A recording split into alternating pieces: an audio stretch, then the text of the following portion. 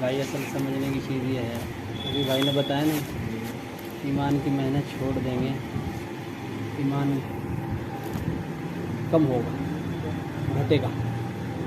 ایمان کی محنت کرے گا آدمی تو ایمان بڑھے گا، ترقی کرے گا۔ سمجھنے کی چیز یہ ہے کہ ایمان کی محنت کیا ہے، یہ بھی تو سمجھنا پڑے گا نا، ایمان کی محنت کیا ہے۔ نہیں تو آدمی بس محنت کرتا رہے گا۔ ایمان کی محنت یہ ہے کہ جسم پر آنے والے جتنے حال اللہ بھیجتے ہیں، جسموں پر اللہ تعالیٰ حال بھیجتے ہیں، بندے کی ضرورتیں جن کو کہتے ہیں وہ بھیجتے ہیں اللہ تعالیٰ ہر بندے پر۔ اب اس جسم پر آنے والی ضرورت میں یہ حضور اکرم صلی اللہ علیہ وسلم کے عمل کی طرف آ کر اس عمل سے اس حاجت کو پوری کرائے، یہ ہے محنت۔ اگر وہ آتا رہے گا عمل سے اپنی حاجت کو پورا کرانے کی طرف، تو اللہ تعالیٰ اس کی حاجت کو عمل سے پوری کرتے رہیں گے، اس کا ایمان ترقی کرتا رہے گا۔ اگر محنت چھوڑ دیں گے تو ایمان گھٹ جائے گا۔ کیا مطلب کہ حاجت کے آنے پر عمل کو چھوڑ کر سبب میں چلا گیا، اور سبب سے بھی اللہ ہی بناویں گے، وہاں سے بھی بنا رہے اللہ پاک، ایسے تھوڑی نا سبب سے نہیں بنا رہے۔ اللہ تعالیٰ بتوں سے بھی بنا رہے کام، جس کا یقین بت پر ہے بت سے اس کے کام بن رہے، جس کا یقین دوائی سے ہے دوائی سے اس کی بیماری ٹھیک کر رہے اللہ پاک، جس کا عمل سے ہے یقین اس کا عمل سے کر رہے۔ حاجت میں اگر سبب کی طرف چلے گئے اور سبب مر گئے اور سبب سے اپنے کام بنائے اور سبب سے کام بن گیا، اب یقین گھٹ جائے گا۔ یہ ہے وہ محنت اصل میں۔ ہم یہ تو کہتے ہیں کہ بھائی محنت چھوڑ دیں گے، محنت کریں گے تو ایمان بڑھے گا، محنت چھوڑ دیں گے ایمان، بھائی محنت ہے کیا؟ دعوت دینے سے ذہن بنے گا، دعوت دینے سے ذہن بنے گا ایمان سیکھنے کا۔ دعوت کی محنت ایمان سیکھنے کی طرف آدمی منتقل ہو جاوے، اس کے لیے دعوت کی محنت ہے۔ نہیں تو دعوت سے ایمان نہیں بنتا، ایمان نہیں بنتا ہے، ایمان یقین پیدا نہیں ہوتا، دعوت سے ذہن بنتا ہے۔ اب موٹی سی مثال دے کے سوچ لو، ایک آدمی کو ایک گھر بنانا ہے، بھائی ایک کمرہ بنانا 10 بائی 10 کا، اس میں 2000 اینٹیں لگیں گی، 10 بوری سیمنٹ کی لگیں گی، 50 کونٹل ریتا لگے گا، 2 ٹینک پانی کے لگیں گے، ایک مستری ایک مزدور۔ تو اب وہ اس کو بولتا رہے بس کہ بھائی دیکھو ایک کمرہ بنانا ہے، 2000 اینٹیں لگیں گی، 10 بوری سیمنٹ کی لگیں گی، 50 کونٹل اس میں ریت لگے گا، 2 ٹینکر پانی کے لگیں گے، ایک مزدور چاہیے گا، ایک اور یوں ملا تو اس کو بھی وہی بتایا، یوں ملا تو اس کو بھی وہی بتایا، وہ ملا تو اس کو بھی وہی بتایا، صبح سے شام تک جو مل رہا اسی کی دعوت دے رہا سب کو۔ بن جائے گا گھر بن جائے گا جی۔ ذہن میں آ جائے گی بات اس کے، ہاں بھائی دیکھو یہ چیزیں لانی ہیں مجھے، یہ چیزیں لا کے اب شروع کرانا ہے، اب گھر بننا شروع ہو جائے گا، گھر بن جائے گا۔ خالی زبان پر اس کے الفاظ ہوں، ایمان تھوڑی بن جائے گا۔ محنت یہ ہے ایمان بنانے کی۔ مولانا یوسف رحمۃ اللہ علیہ فرماتے تھے کہ اگر جب تم یوں کہتے ہو میرا رب اللہ ہے، تو یہ تمہارے صرف زبان کے بول ہیں، دل کی حقیقت یہ نہیں ہے۔ اگر یہ دل کی حقیقت ہے پھر تمہارا اللہ سے لینے کا راستہ نماز ہونا چاہیے۔ اب آدمی چیک کرے اپنے آپ کو، دیکھو یہ مذاکرے اور یہ بیان اور یہ اگر ہم نے اپنے آپ کو محنت پہ نہیں ڈالا تو اس سے ہتے کچھ نہیں لگے گا، ہتے کچھ نہیں لگے گا۔ ایک زمانہ ہو گیا ہم دعوت دیتے لگا کچھ ہتے، سنتے لگا کچھ ہتے، کیونکہ ہم نے اپنے آپ کو محنت پہ نہیں ڈالا۔ محنت یہ ہے کہ جب حال اللہ تعالیٰ کوئی ضرورت ڈالے، ضرورتیں ڈالتے اللہ اسی سے تو پہچاننا پڑے گا اللہ پاک کو، اللہ کی پہچان اسی سے ہوگی بندے کو۔ کیا میرے جسم پر کون حال ڈال رہا؟ بیماری ڈال رہا، بھوک ڈال رہا، پریشانی ڈال رہا، خوف ڈال رہا، ضرورتیں ڈال رہا، کون لا رہا ہے ضرورتیں؟ دماغ لگاوے آدمی، اللہ کے علاوہ تو کوئی ڈال نہیں سکتا۔ بیماری لے آوے گا کوئی اللہ کے علاوہ؟ جب کوئی لا نہیں سکتا بیماری اللہ کے علاوہ، تو کوئی بیماری کو ٹھیک بھی نہیں کر سکتا اللہ کے علاوہ۔ بس اتنی بات سمجھ میں آ جائے۔ اب اس سے ٹھیک کروانے کا اور اس سے شفا لینے کا راستہ کیا ہے؟ خوف اللہ کے علاوہ کوئی ڈال نہیں سکتا، خوف ہٹا بھی نہیں سکتا کوئی، بھوک اللہ کے علاوہ کوئی ڈال نہیں سکتا، یہ تو دھوکہ ہے آدمی کا جہاں سے اصل میں یقین جڑا ہوا ہوتا ہے، پھر اللہ تعالیٰ اس کی وہیں سے حاجت پوری کر کے دکھلا دے۔ ڈاکٹر دوائی دے گا، لے بھائی بھوک نہیں لگتی تو دوا کھا لو، اور وہ اللہ تعالیٰ نے اس کے امتحان کے لیے دوائی کھاتے ہی سے بھوک لگا دی، امتحان ہے یہ۔ اگر اس کی زبان سے یہ نکلا کہ ہاں بھائی زبردست دوائی دی بھائی، کیسی بھوک لگی، تو بس اندر شرک ہے، ایمان نہیں ہے، ایمان نہیں ہے۔ اگر اس نے دوائی کھا کے بھوک لگ گئی، پھر اس کی زبان سے اور دل میں بھی یہی بات ہو کہ نہ اس دوائی سے تھوڑی لگی بھوک، اللہ نے لگائی ہے، اللہ چاہتے یہ دوائی بھی نہ کھاتا مجھے بھی لگتی، اللہ کے چاہنے سے ہوا۔ وہ تو میرے دوستوں محنت، زبردست محنت کرنی پڑے گی اپنے جسم پر، اپنے آپ پر، کہ اپنے آپ کو اپنے جسم کی ضرورتوں میں اسباب سے روکنا پڑے گا، اور حضور اکرم صلی اللہ علیہ وسلم کے عمل کی طرف آنا پڑے گا، یہ ہے محنت۔ اور یہ اپنا ذہن بنانا پڑے گا بیٹا کہ نہیں، کرنے والے اللہ ہے، اللہ کو کسی سبب کی ضرورت نہیں ہے کرنے میں، وہ اپنی قدرت کا مالک ہے، وہ اپنی قدرت سے کرتا ہے، اس کی صفت قدرت ہر چیز پر حاوی ہے، جب چاہے جہاں چاہے لاٹھی کو سانپ بنا دے، وہ اپنی صفت قدرت سے بناتا ہے، اپنی قدرت سے لاٹھی کو سانپ بنا دے، سانپ کو لاٹھی بنا دے، آسمان سے کھانا اتار دے، ضروری نہیں زمین سے غلہ نکالے وہ آسمان سے غلہ اتار دے، اللہ ہے، وہ کسی سبب کا پابند نہیں ہے، اس کی قدرت آزاد ہے، اس کی قدرت آزاد ہے، سبب اس کی قدرت کے پابند ہیں، آزاد نہیں ہے کہ جب چاہیں گے، جس کو چاہیں گے، جتنا چاہیں گے نفع پہنچا دیں گے، نقصان پہنچا دیں گے، نہیں، یہ تو پابند ہے، اللہ کی قدرت کے غلام ہیں، اور اللہ کی قدرت آزاد ہے بالکل، وہ کسی بنے ہوئے کی پابند نہیں، سارا بنا ہوا اس بنانے والے کی قدرت کا پابند ہے، بس اتنی بات سمجھ میں آ جائے۔ اب جب سب کچھ اس کی قدرت سے ہے تو اب اس کی قدرت سے براہ راست فائدہ اٹھانے کا راستہ کیا ہے؟ اس کا نام اسلام ہے۔ اس کی قدرت سے براہ راست فائدہ اٹھانے کا نام اسلام ہے، اور اس میں سب سے پہلی چیز نماز ہے۔ یہ موسیٰ علیہ السلام نے جب آ کے بنی اسرائیل پر محنت شروع کری، کیا محنت شروع کری؟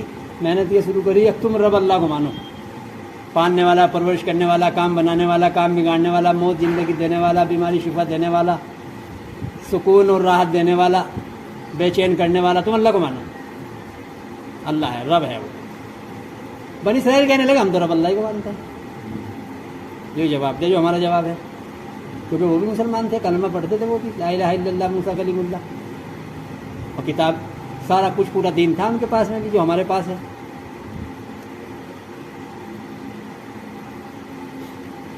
کہنے رب تو ہم اللہ کو مانتے ہیں، تو اللہ تعالیٰ نے وہی بھیجی موسیٰ علیہ السلام کو، کہا موسیٰ ان سے کہو تم کہہ دو گے زبان سے ہم رب اللہ کو مانتے ہیں اور ہم مان لیں گے، تو ہم نے ہمیں رب مان لیا، ہم مان لیں گے، ہم جب مانیں گے جب ہم سے تم اپنے مسئلے نماز سے حل کرواؤ گے،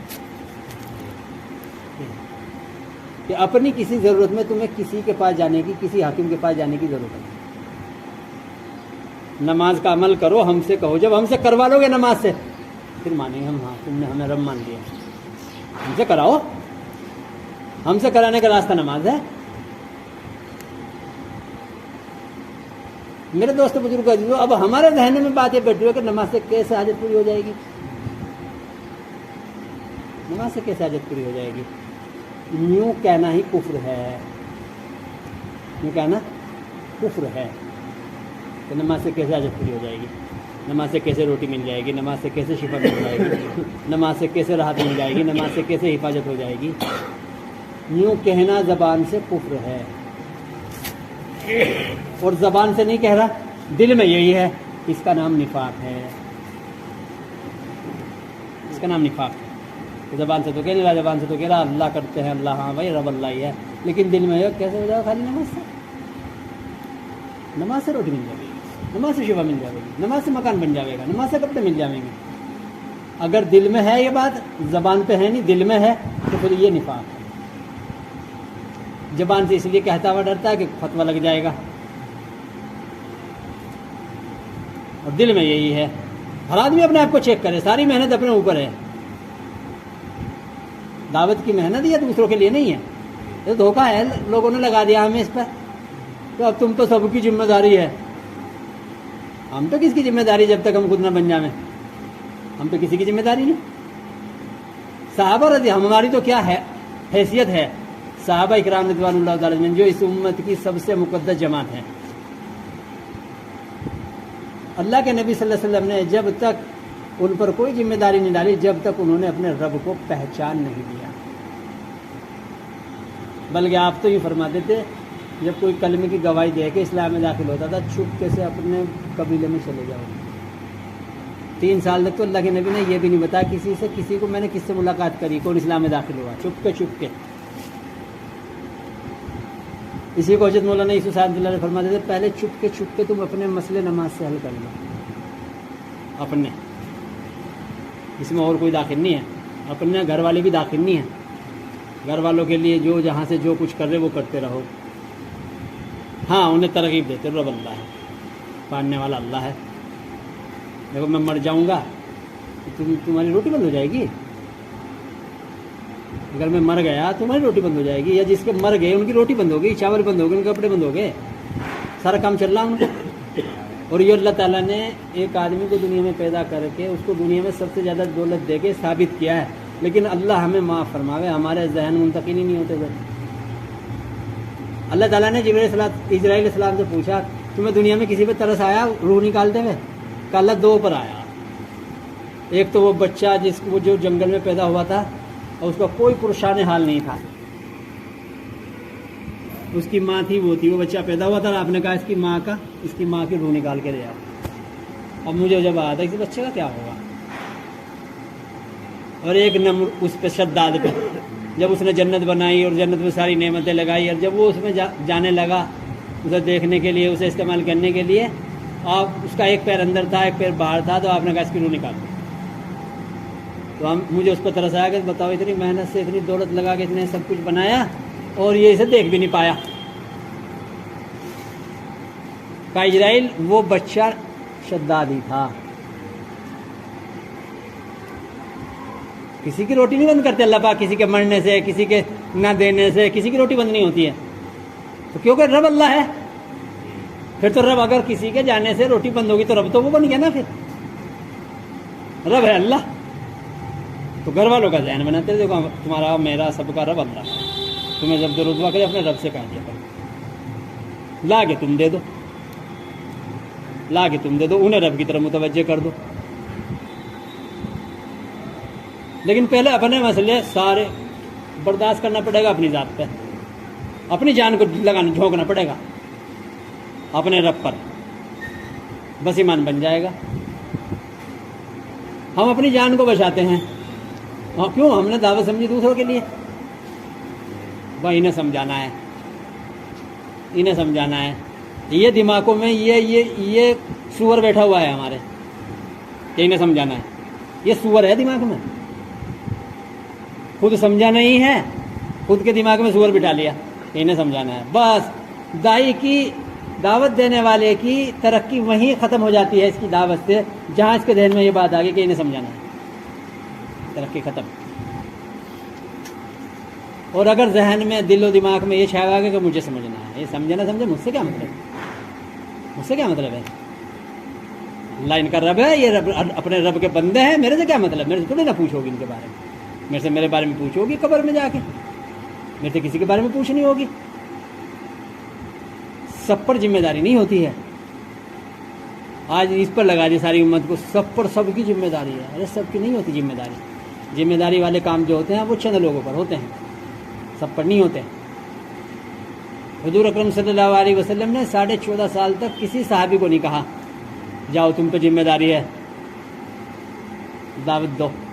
بس کلمہ سیکھ لو, اپنا یقین بنا لو, اپنے رب سے جڑ جاؤ, اپنے رب سے اپنا معاملہ کر لو ٹھیک, اس کا دھیان اندر پیدا کر لو, دل میں یہ بٹھا لو, اس کے علاوہ کچھ ہو ہی نہیں سکتا ہے, پتہ نہیں ہل سکتا ہے اس کے علاوہ.